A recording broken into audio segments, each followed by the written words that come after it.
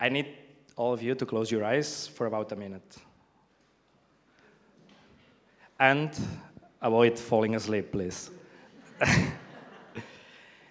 I want you to focus on yourself for a while, and please think about your passion at work.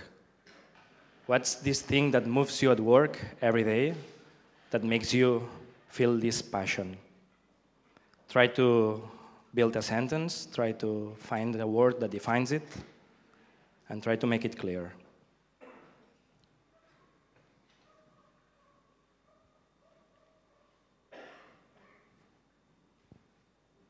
Cool. Now, please keep your eyes closed. The second question is, think about an action or an improvement or a change that you can do to yourself to be better at your passion. What would be this action that would make you closer to it? Think about it. Try to define from all the actions you can think of, the one that would have the better effect, the best effect.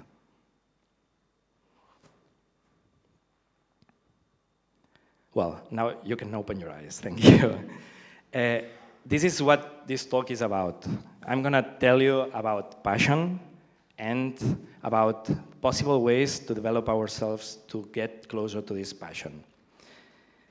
How many of you have thought about a clear passion? Raise your hands. How many of you know what moves you? Well, that's quite good. And now, the important question. How many of you think that you dedicate enough time to your personal development to be able to be better at your passion? Raise your hands again. Well, not much. I hope with this talk, you some inspiration or a framework, to be able to get a personal development process to get closer to your passion. By the way, one of my passions is working with Post-its. I love playing with Post-its, and not only at work. By the way, this is my fridge at home, and I love playing experiments.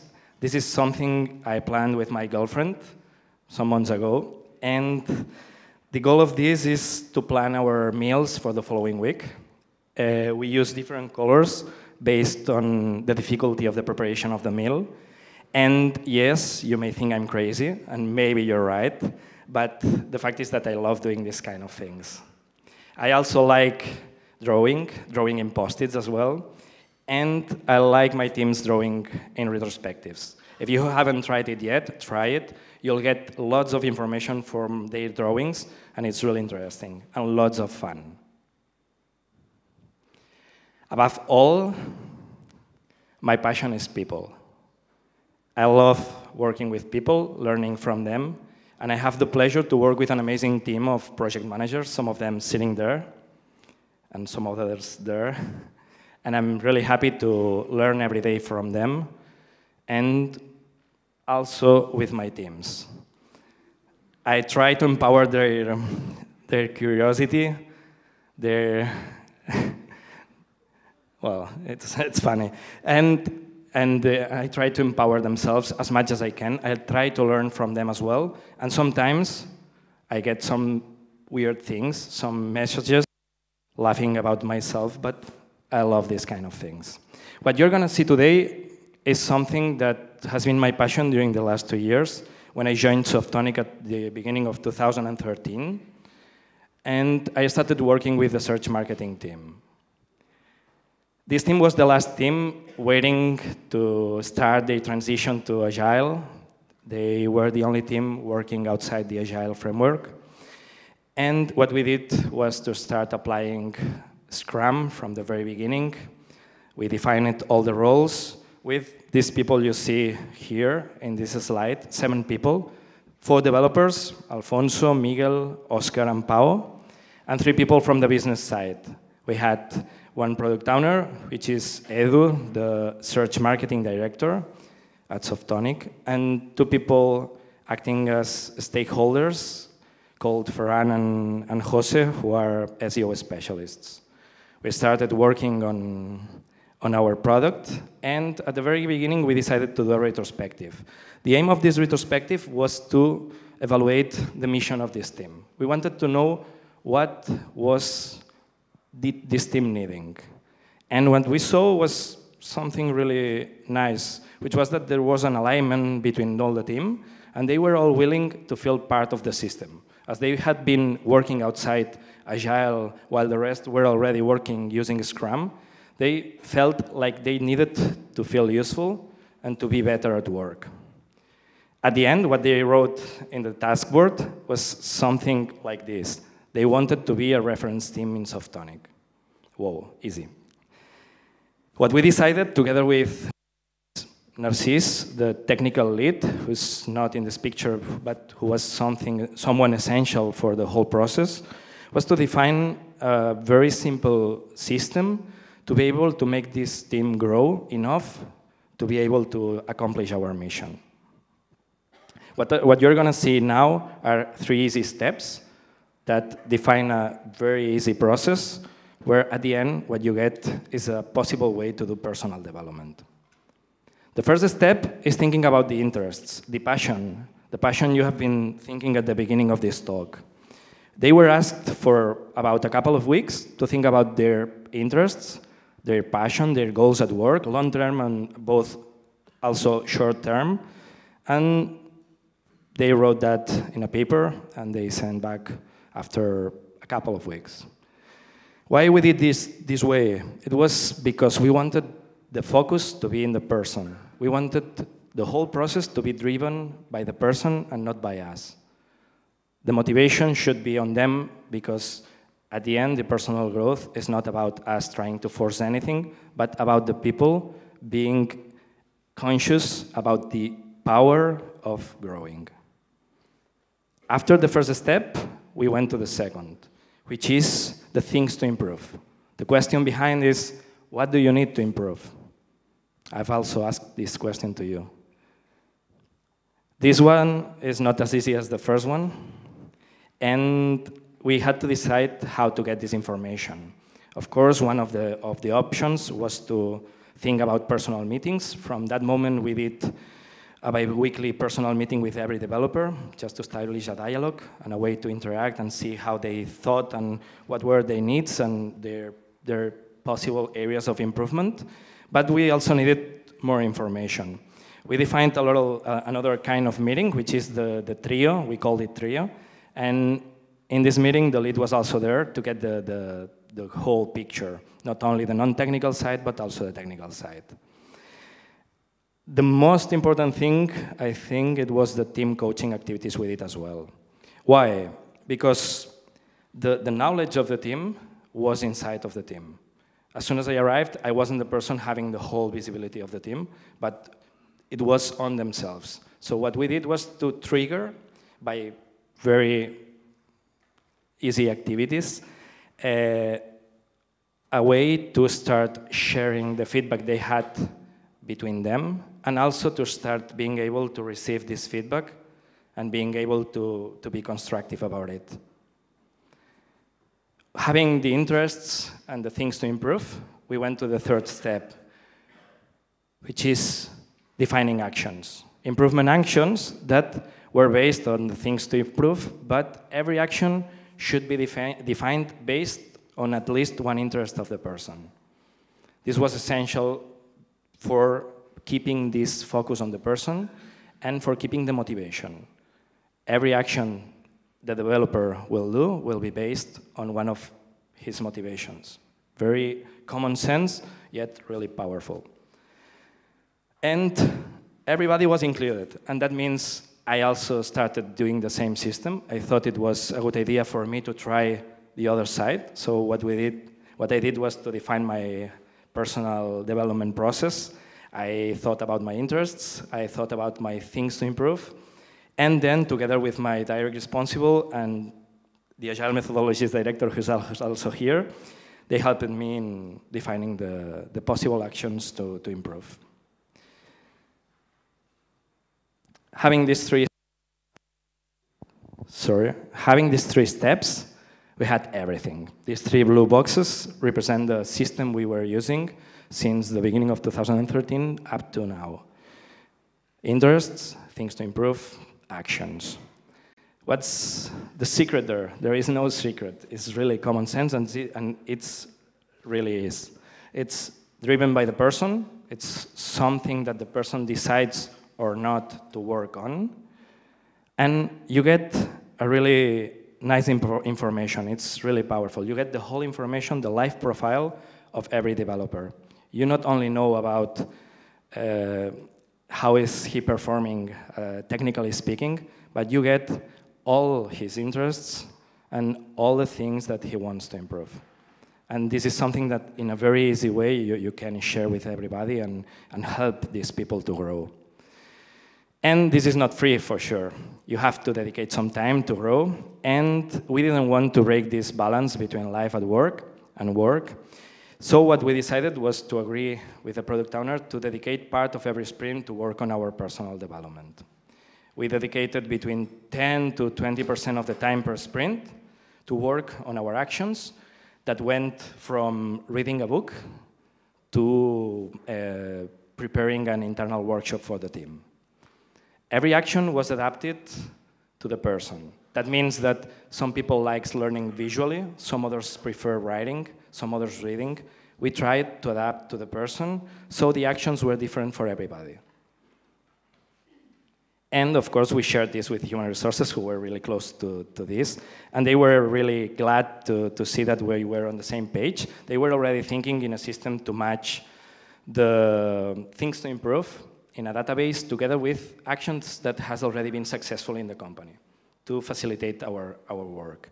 So we are in touch, and we try to use the data we have in our boards to facilitate their input in their system.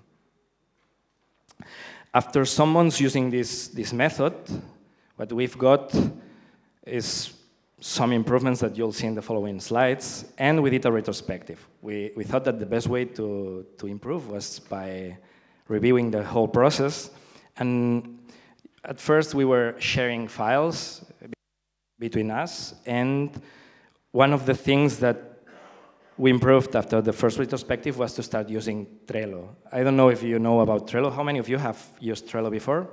Well, perfect. So this is my personal development.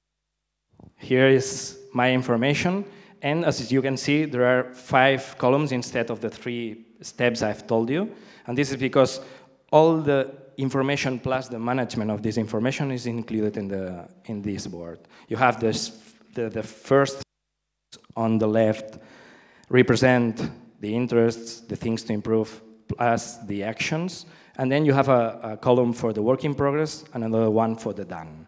So you have everything in one simple board. Where else? You see colors, and this didn't came from the retrospective, but from one of the developers that decided to do this visual match between the things to improve and the set of actions defined. We found it really useful, and we all started to use it the same way. Why Trello? Well, it's just an option. You can use many other softwares, and I'm sure that you can think of even better things. But the fact is that Trello has given us many benefits. For instance, we have avoided several meetings by just using cards. As soon as someone has doubts, they don't need to ask us for a meeting, and instead of this, they just write their questions or their suggestions in the card, and we receive it real time, and we can give feedback really easy. What have we got with this after 1 year? Well, this is the same team you saw in the first picture, the developers, from left to right, Alfonso, Pau, Oscar, and Miguel. We got many things. They all got the PHP certification. They were all focused on improving their knowledge, and one of the things they wanted was to get this certification. They got it. They worked on other areas of knowledge, and they started studying new technologies. And by the way, they are now, for instance, a reference in Hadoop technology in the company. They are one of the teams that have a nice expertise on this. And this is part of the mission we had at the beginning, being a reference. They are already a reference in some technologies. Where else? They got promoted, 3 of them. Pau and Miguel became senior developers, and Alfonso went directly to lead backend developer.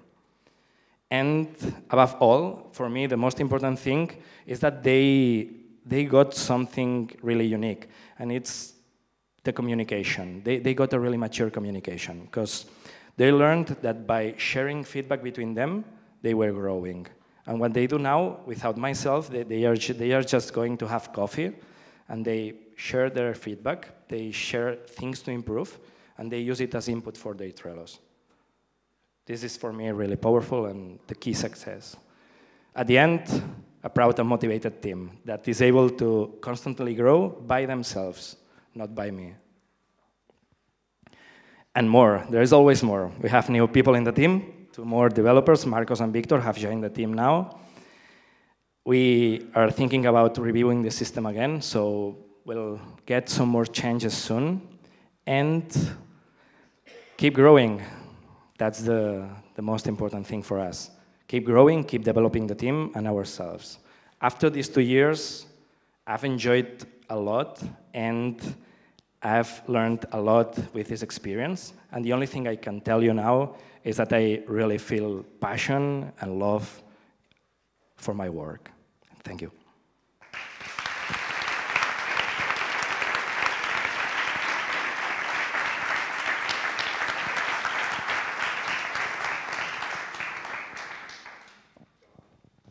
Questions?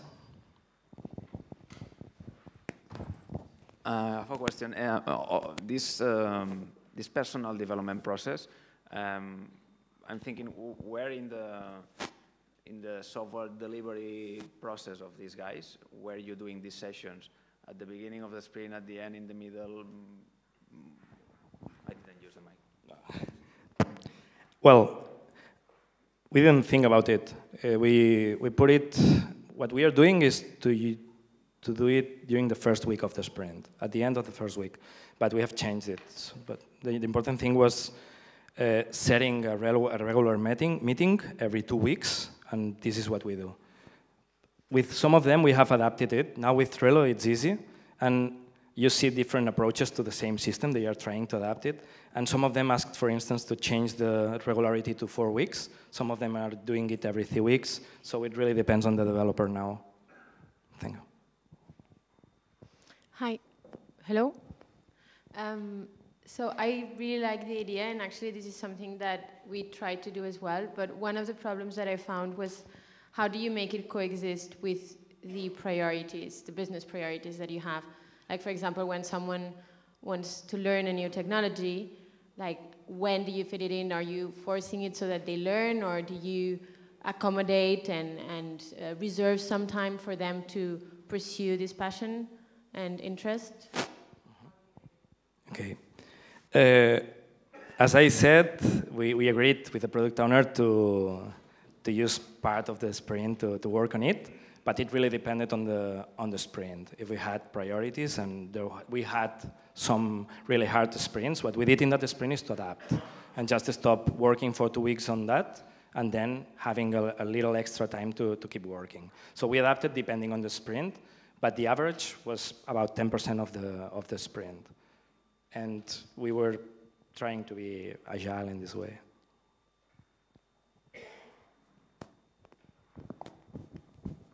Hi. You mentioned trios. Can you explain a little bit more about that? Yeah, sure. By trio, I mean having the lead developer, having the developer and myself in the same room, 3 people, talking about the needs of the person. Having both the lead and myself, we got the whole picture, not only my side, maybe more focused on soft skills, but also the technical side. Narcís, at this time, he was the lead. He was the one trying to evaluate their technical skills and trying to give feedback to them about what would be the best approach to keep growing. So. Last question.